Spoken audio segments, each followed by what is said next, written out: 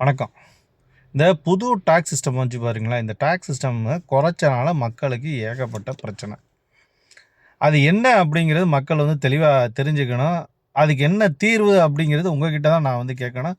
இதை நான் திட்டத்தட்ட என்ன கேட்டிங்கன்னா, ஒரு 30 வருஷத்துக்கு நான் அது டாக்ஸ் சிஸ்டம் வரும்போதெல்லாம் நான் பார்த்துட்டேன். எப்படி மக்களுக்கு ஏன்னா நானும் நடுத்தரவாதி தாங்க.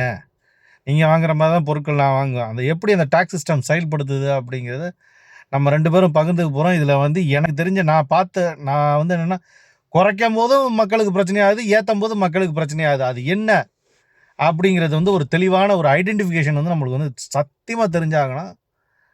இதை நம்ம தமிழ்நாட்டில் தான் இதை நான் அதிகமாக நோட் பண்ணியிருக்கேன். அதாவது இன்றைக்கி செய்தித்தாளில் என்ன சொல்லியிருக்காங்க அப்படின்னு கேட்டிங்கன்னா, அமுல் கரெக்டாக டாக்ஸ் சிஸ்டம்மை டெலீட் பண்ணியிருக்கான். டாக்ஸ் சிஸ்டம் ஃபாலோ பண்ணி இது பண்ணியிருக்கு. ஆனால் ஆவின் என்னன்னு கேட்டிங்கன்னா, அந்த டாக்ஸை ரெடியூஸ் பண்ணலை அப்படிங்கிறத சொல்கிறாங்க. சில ஐட்டத்தை மட்டும் தீபாவளி ஆஃபருக்காக ரெடியூஸ் பண்ணியிருக்காங்க. மற்ற தீபாவளி ஆஃபர் முடிஞ்சதுக்கப்புறம் ஏற்றிடுவேன் அப்படின்னு சொல்லிட்டு இருக்காங்க.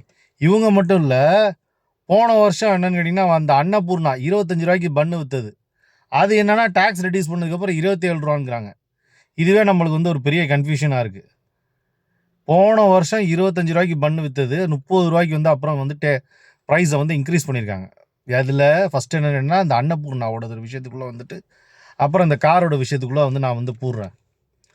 இப்போ 30 ரூபாய்க்கு ஏற்றிருக்காங்கன்னா, அந்த 30 ரூபாவில் 18% அப்படின்னு சொல்லி போட்டோம்னா எவ்வளோ வருதுன்னு கேட்டிங்கன்னு வச்சுக்கோங்களேன். 1.80 10 ரூபாய்க்கு ₹1.80. அப்போ 20 ரூபாய்க்கு ₹3.60. அப்போ என்னென்னு கேட்டிங்கன்னா, 30 ரூபாய்க்கு எவ்வளோ வருது அப்படின்னு கேட்டிங்கன்னா, ₹5.40. அப்போ ₹5.40 மைனஸ் பண்ணோம் அப்படின்னு சொன்னால், இவங்க டேக்ஸ் இல்லாமல் அந்த பன்னோட ப்ரைஸை எவ்வளோக்கு வச்சுருக்காங்கன்னு கேட்டிங்கன்னா, ₹24.40 வச்சுருக்காங்க. கரெக்டாக? அப்போ இந்த ₹24.40 வச்சுருக்காங்கன்னா, இதில் 5% தான் டேக்ஸ் ஏற்றணும். 5% தான் டேக்ஸ் ஏற்றணும். ₹24.40 டேக்ஸ் ஏற்றணும். அப்போ என்ன ஆகுதுன்னு கேட்டிங்கன்னா, நம்ம 10 ரூபாய்க்கு 50 காசு போடலாமா? 5%. அதானே 5%. 10%னா 10 காசு அது ₹1 வரும். 50 காசு. அப்போ 20 ரூபாய்க்கு ₹1. அப்போ 4 ரூபாய்க்கு என்னென்னு கேட்டிங்கன்னா, 22 காசு வரணும். 22 காசு 5 காசு 23 காசு வச்சுக்கலாம். அப்போ எவ்வளோன்னு கேட்டிங்கன்னா, ₹1 ஏற்றணும். ₹1 ஏற்றுனாங்கன்னா எவ்வளோ வருங்கன்னா, ₹25. அப்போ கூட என்னன்னு கேட்டிங்கன்னா, ₹30 வச்சுருந்த ரெடியூஸ் பண்ணால் கூட ₹25. அதில் ஒரு 60 காசு, இதில் ஒரு 23 காசு சேர்த்தோன்னா 83 காசு. ₹25 83 காசில் 90 காசுக்கு விற்கலாம். இல்லை மேக்ஸிமம் ₹26 விற்கலாம். ஆனால் ஏன் ₹27 விற்கிறான்? ₹1 லாபம். எவ்வளோ பன்னு போகுது? இதை என்னென்னு கேட்டிங்கன்னா, மக்கள் யோசிக்கணும். இதுக்கு இன்னொரு காரணமும் இருக்குது. ஏன்னா இந்த ஒரு வருஷத்துக்குள்ளே ₹5 ஏற்றுனதுக்கு எவ்வளோ ரெண்டல் ஏற்றிருக்காங்க அப்படிங்கிறது பார்க்கணும். அந்த ரெண்டல் 10% ஏற்றிருக்காங்கன்னா, இவங்க 20% ஏற்றிருக்காங்க. 10% ஏற்றிருக்காங்கன்னா எவ்வளோ? ₹3.50 ₹1. இவங்க ஒரு 14% கிட்ட ஏற்றிருக்காங்க. இதுக்கேற்ற மாதிரி சேலரி அங்கே உள்ள வேலை பார்க்குறவங்க கொடுத்துருக்காங்களா அப்படிங்கிறத ஃபஸ்ட்டு பார்க்கணும். இது என்னென்னு கேட்டிங்கன்னா, இந்த அன்னபூர்ணாவில் சும்மா என்னென்னு கேட்டிங்கன்னா, நம்ம நோண்டி விட்டதுக்காக இந்த ஒரு விஷயத்தை பற்றி சொல்கிறேன். இப்போ இந்த காரோட சமாச்சாரத்துக்குள்ளே வரேன். இந்த காரில் என்ன பண்ணுறாங்கன்னா, ₹5,00,000 காரில் 18% அப்படின்னு சொல்லி போட்டோம்னா, ₹10,00,000 ₹1,80,000 வருதுன்னா, ₹5,00,000 ₹90,000 வருது. அந்த ₹90,000 அப்படியே மைனஸ் பண்ணி ₹4,10,000 அவங்களுக்கு ஷோரூம் ப்ரைஸுங்கிறாங்க. இப்போ இந்த இடத்துல தான் விஷயமே இருக்குது.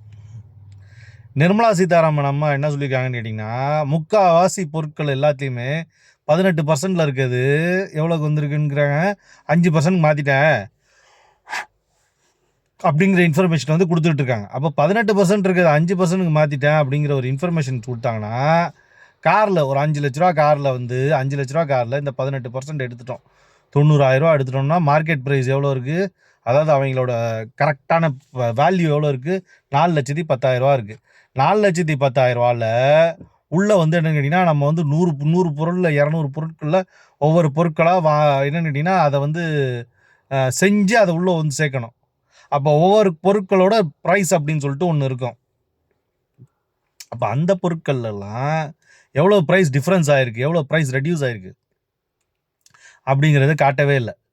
இது ஒரே ஒரு கார் கம்பெனியில் மட்டும் என்னென்னு கேட்டிங்கன்னா, ஓரளவுக்கு தெளிவாக காட்டின மாதிரி காட்டியிருக்கான்.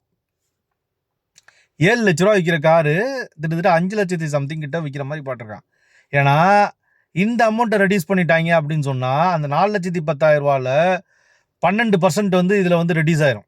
அப்போ 4,10,000 வந்து அவங்களோட ப்ரொடக்ஷன் காஸ்ட்டில் வாங்குகிற ஒவ்வொரு ஸ்பேர் பார்ட்ஸு அது 10 விதமாக பிரிச்சுக்கிட்டோம் அப்படின்னு சொன்னோம்னா ஒரு பொருள் வந்து எவ்வளோ 41,000 வரும். இன்ட்டு 10 போட்டோம்னா 4,10,000 வரும். அப்போ என்ன ஆகுதுன்னு கேட்டிங்கன்னா, இப்போ 4,10,000 மறுபடியும் என்னன்னு கேட்டிங்கன்னா, இந்த 18% மறுபடியும் இந்த 28% வந்து நம்ம வந்து என்னன்னு கேட்டிங்கன்னா ரெடியூஸ் பண்ணணும். இப்போ 28% மறுபடியும் ரெடியூஸ் பண்ணோம். இப்போ 5,00,000 சொன்னால் 28%ல 28% ரெடியூஸ் நம்ம 1,80,000 18%க்குள்ள போட்டிருக்கோம். 28%னா எவ்வளோ வரும் அப்படின்னு கேட்டிங்கன்னா 2 லட்சம் 10 லட்ச ரூபாய்க்கு வந்து 2,80,000 வருதுன்னு சொன்னால் 1,40,000 வரும். அப்போ 1,40,000 5 லட்ச ரூபாயில் ரெடியூஸ் பண்ணோம்னா 3,60,000 வருது. கிளியராக சொல்கிறேன் பாருங்கள். 10 லட்ச ரூபாவில் 28% முன்னாடி டேக்ஸ் இருந்ததுன்னா 2,80,000 வருது. அப்போ 5 லட்ச ரூபாயில் எவ்வளோ அப்படியே 2,80,000 பாதி 1,40,000 சிம்பிள். இப்போ இதை மைனஸ் பண்ணிட்டோம்னு சொன்னோம்னா 3,40,000 வருது. அப்போ அந்த 3,40,000 தான் அந்த காரை வந்து ப்ரொடக்ஷன் பண்ணுறாங்க. அப்போ அந்த காரை 3,40,000 ப்ரொடக்ஷன் பண்ணுறாங்கன்னா அதில் 10 ஸ்பேர் பார்ட்ஸ் இருக்குது. அப்ராக்சிமேட்டாக அதில் 100 வச்சுக்கிட்டோம்னா 3,600 வரும். 10 வச்சுக்கிட்டோம்னு சொன்னால் 36,000 வரும் ஒரு ஸ்பேர் பார்ட்ஸோட காஸ்ட்டு. அந்த மாதிரி நம்ம வந்து ஸ்பேர் பார்ட்ஸை பிரிச்சுக்கலாம்னு வச்சுக்கோங்க. ஃபார் எக்ஸாம்பிள் உங்களுக்கு கணக்கு புரியுறதுக்காக சொல்கிறேன். இப்போ இந்த ஸ்பேர் பார்ட்ஸில் எல்லாத்துலையும் என்னென்னு கேட்டிங்கன்னா 18% கம்மி பண்ணியிருந்தானா அப்போ அதோட வேல்யூ எவ்வளோ ஆகும்? அப்போ என்னென்னு கேட்டிங்கன்னா இப்போ 1,00,000 ரூபாய்க்கு வந்து 28% கம்மி பண்ணியிருந்தாலும் அதோட வேல்யூ என்ன ஆகும் அப்படிங்கிறத கால்குலேட் பண்ணோம். அப்போ கால்குலேட் பண்ணோன்னா 1,00,000 ரூபாய்க்கு 28,000. அப்போ 3 லட்ச ரூபாய்க்கு எவ்வளோ வருது? 3 லட்ச ரூபாய்க்கு வந்து 28 56,000 ப்ளஸ் 28 சேர்த்து பார்த்தோம் அப்படின்னு சொன்னோம்னா 28 56 ப்ளஸ் 28 சேர்த்து பார்த்தோம் அப்படின்னா 84,000 வருது. அப்போ இந்த 84,000 வந்து 3 லட்ச ரூபாய்க்கு. அப்புறம் எவ்வளவு? 60,000. இந்த 60,000 எவ்வளோ வருது? 60,000 28%, அதாவது 3 லட்ச ரூபாய்க்கு தாங்க 84,000. 3,60,000 அந்த காரோட மார்க்கெட் ப்ரைஸ் இருக்குது. அப்போ இந்த 60,000 எவ்வளோ வரும்? இப்படி தான் கணக்கு வந்து நம்ம சிம்பிளாக நம்ம மனக்கணக்கில் போடுற கால்குலேட்டர் இல்லாமல் போடுற கால்குலேஷனும் உங்களுக்கு சிம்பிளாக சொல்லிக்கிட்டு இருக்கேன். இப்போ இந்த 60,000 எடுத்துப்போம். 1 லட்ச ரூபாய்க்கு 28,000 எடுத்துக்கணும்னா 50,000 எவ்வளோ வரும்? 14,000. அப்போ 10,000 வந்து இன்னும் 2,000 2,800 சேர்த்துக்கிட்டோம் அப்படின்னு சொன்னோம்னா 12,800 இந்த 60,000 கம்மி பண்ணணும். கம்மி பண்ணிட்டோம் அப்படின்னு சொன்னோம்னா இதில் வந்து எவ்வளோ கம்மி பண்ணுற மாதிரி இருக்குது? இதில் ஆல்ரெடி என்னன்னா 84,000 ப்ளஸ் 84,000 ப்ளஸ் 12,000 வந்து கம்மி பண்ணோன்னா 96,000 கம்மி பண்ணுற மாதிரி இருக்குது.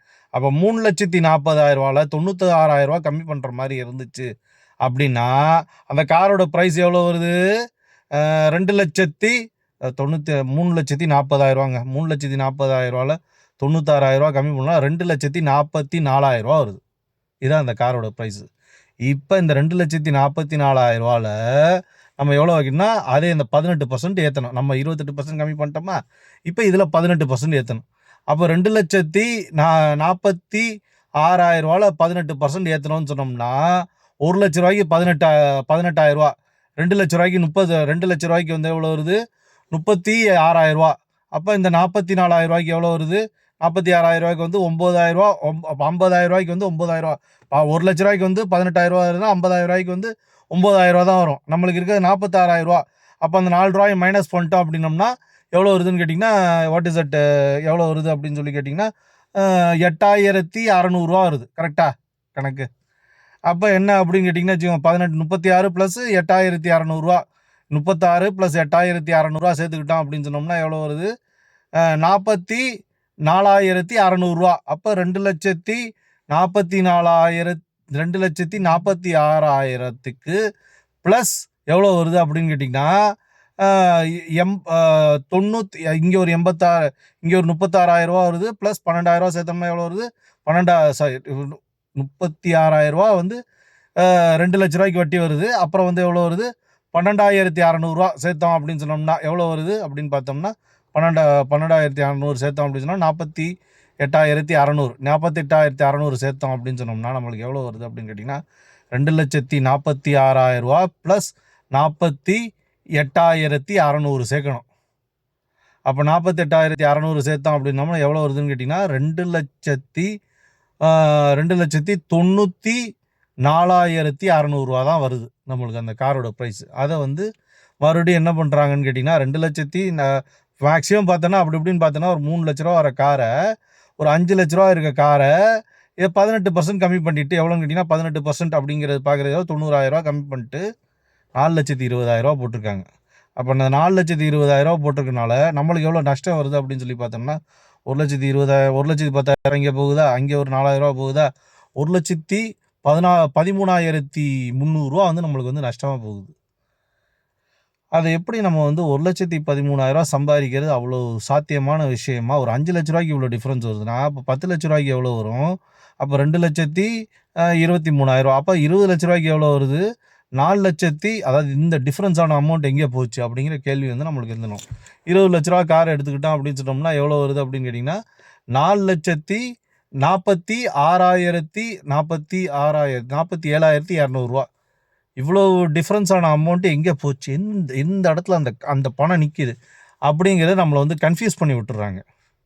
இந்த கன்ஃபியூஷன் வந்து என்னன்னா நம்ம வந்து ரொம்ப தெளிவாக 1 லட்ச ரூபாய்க்கு மேலே கார் வாங்குறோம் அப்படிங்கிறது ரொம்ப தெளிவாக படித்து என்ன கணக்கு அப்படிங்கிறத போட்டு வாங்கணும். இதுக்கு வந்து யார்கிட்ட நான் வந்து பதில் கேட்குறது எப்படி வருது அப்படிங்கிறது நம்மளுக்கு புரியல. இது மூலியமா சரி இவ்வளோ பணம் வந்து அதிகமாக கொடுக்குறனால உள்ள வேலை பார்க்குற ஒரு வேலைக்காரன், அதாவது என்ன வேலை நடுநிலை வேலை, அதாவது என்னன்னா டாப் பொசிஷன் மேனேஜர் இவங்கெல்லாம் வந்து பணத்தை இது பண்ணிகிட்டு இருப்பாங்க. அங்கே வேலை பார்க்குற அந்த செக்யூரிட்டி இவங்களுக்குலாம் ஏதாவது சம்பளத்தை ஏற்றிருக்காங்களான்னு தெரில. 4 லட்ச ரூபா ஒரு காருக்கு கூட வாங்குறாங்க, எத்தனை கார் போகுது அப்படிங்கிறது தெரில. இவங்கெல்லாம் சம்பளம் ஏற்றிருக்காங்களான்னு தெரில. இல்லை நார்மலாக இங்கே வேலை பார்க்குற மெக்கானிக்கு அங்கே ஷோரூமில் இருக்கவங்க சம்பளம் ஏற்றிருக்காங்களான்னு தெரில. இந்த இன்ஃபர்மேஷன் வந்து எங்கே கிடைக்கும், எப்படி வாங்குறது? ஆர்டிஐயில் போட்டால் கூட கிடைக்காது. இந்த இன்ஃபர்மேஷன் எப்படி வாங்கணும், இது வந்து கரெக்டாக வந்து ஏன் வந்து இதை குறைக்க மாட்டேங்கிறாங்க அப்படிங்கிறது உங்களுக்கு தெரிஞ்சுன்னா கீழே இருக்க கமெண்ட் செக்ஷன் பாக்ஸில் கமெண்ட் பண்ணுங்கள். நன்றி.